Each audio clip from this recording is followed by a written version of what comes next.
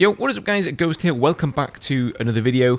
I'm sure most of you will have seen a lot of the recent leaks around Battlefield 6's reveal, and we know there's going to be a trailer coming, we know there is likely going to be a beta test coming down the line as well, and with that in mind, I just want to remind the community of a couple of things that are worthwhile keeping in mind as we go forward here, so we don't end up in the same trap that we did with Battlefield 2042, and even to some degree Battlefield 5 as well. So we're going to get into everything in a second. Before we do though, if you guys enjoy the content here on the channel, hit the subscribe button, leaving a like down below is always appreciated. Feel free to follow me over on Twitch as well, you can catch me streaming there from time to time, and as always, thank you guys so much for your ongoing support.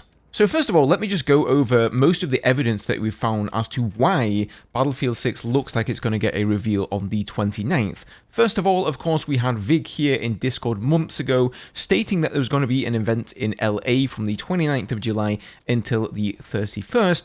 This also, of course, coincides with the next EA quarterly earnings call, which is on the July 29th as well, and that EA often like to reveal things around the time they're going to talk to their investors. That just kind of makes sense, then they can hype the game up to them. Then we saw this Google application form from StackUp, which is a charity for veterans that helps them out through gaming, inviting veterans to take place in this exact same event. They didn't say the exact dates here, but they say it's sometime in late July or early August, so that certainly corroborates the other two leaks. And then, of course, just yesterday, we had Doom49 posting that he has received some merchandise in a Battlefield 6 box, as I'm sure other creators have as well. He obviously leaked it a little bit early, and there can only be one reason for that. It means that the reveal is right around the corner. So I think that these dates of July 29th till July 31st do make a lot of sense. I also noticed this post here on X from Rival X Factor. A lot of you who used to play back in the BF4 days will of course be familiar with him, and he says, "I've confirmed with another person that there is indeed a 3-day EA event starting on July 29th. This is where Battlefield 6 will be revealed. Devs will be interviewed in a somewhat fixed format, and the game will be featured with content creators, and the open beta will launch shortly after," but we'll get to that in a minute. Now, I have no clue who his source is here. He says he's confirmed it with another person. Presumably that's some sort of an insider, but again, he seems to be going at the same date that I am. So if I was you, I would certainly mark July 29th on your calendar. Now, with that said, it's going to be fun. Let's get excited, you know, let's have some fun with it, but let's also bear in mind that I think it's fair to say that the DICE and EA trailer team really carry a lot of the hype and excitement around the game. And if we look back at 2042 and the announcement trailer, everybody just completely lost it. Myself included, by the way. I'm not saying, you know, I didn't, right? But I think we all got sort of overhyped for the game and our expectations went through the roof. Brutal, you could say, in fact. And then, of course, it turned out to be a massive letdown, and every single season of Battlefield 2042 that released, the trailer that DICE put out were incredible. Like, the trailer team really do carry them, and they deserve the maximum amount of credit, in my opinion, for a lot of the people who work over at DICE and EA on Battlefield games, but it can also paint, you know, the wrong picture that this is how the game is actually going to be, especially to would-be buyers. So let's just remember when we do see that reveal event, which surely is coming soon, to keep those expectations nonetheless in check. I think that's a healthy thing to do. So what about this beta that people have been talking about? Well, there are a few clues that there's going to be a beta. So first of all, in the most recent build of Labs, people have started to find open beta designations, like in some of the text in the files, which could point to the fact that at some point they branched off from Labs and decided to turn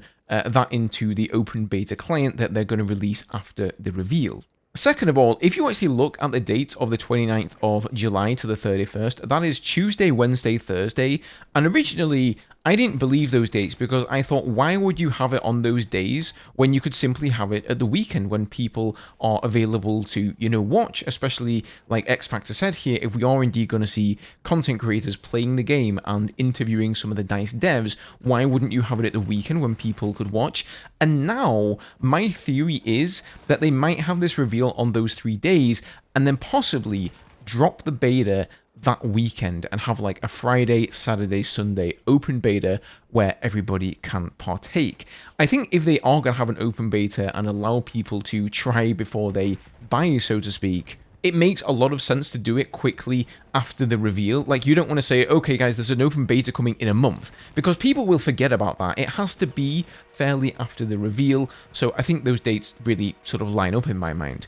And then, of course, we also, not so long ago, had a 72-hour-long Battlefield Labs test where not just for the regular Labs testers, but a lot of extra people were invited for that one testing weekend alone, and clearly DICE and EA wanted to test their server stability. And, well, one good reason for wanting to do that is because you're planning to host some kind of open beta.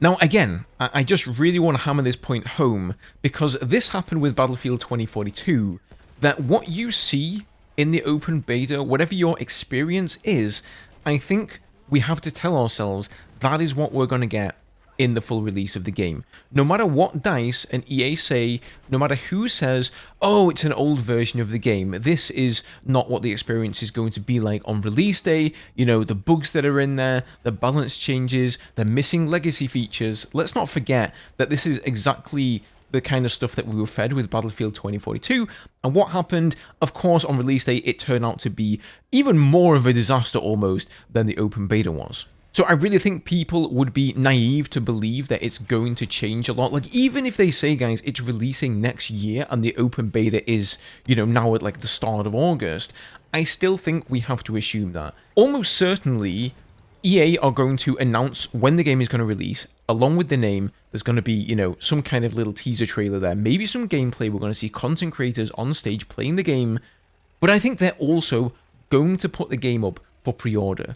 And that is probably going to be their goal. They're going to have an open beta, and then they want to drive pre-orders with that.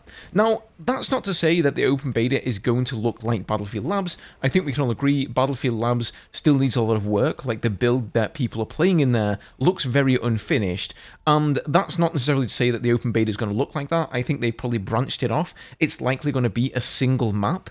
They've really tried to polish it up for the open beta. So it might be a fantastic experience, right? I'm not saying it's going to be terrible. And definitely, I really like what I've seen from Labs so far, and I am excited. But, you know, I think we still need to keep those expectations in check, and if we do encounter a lot of bugs and a lot of problems that we don't like with the game, then you have to let that inform your purchasing decision.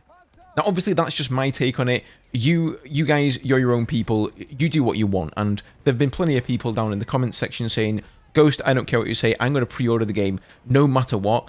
And that's fair enough, you know, it's your wallet, but at the end of the day, your money is the only thing that EA will listen to. That is what they're after. They're after more money. If you give it to them, they think they're doing the right thing, and it's reinforcing that. So let's hope this time around they have done the right thing. As always, ladies and gentlemen, I would be very excited to hear what you all have to say about it down in the comments section, so leave your thoughts down there. Leaving a like on the video is also always appreciated, as is subscribing to keep up to date with everything Battlefield. Have a good one, and I'll catch you all in the next video.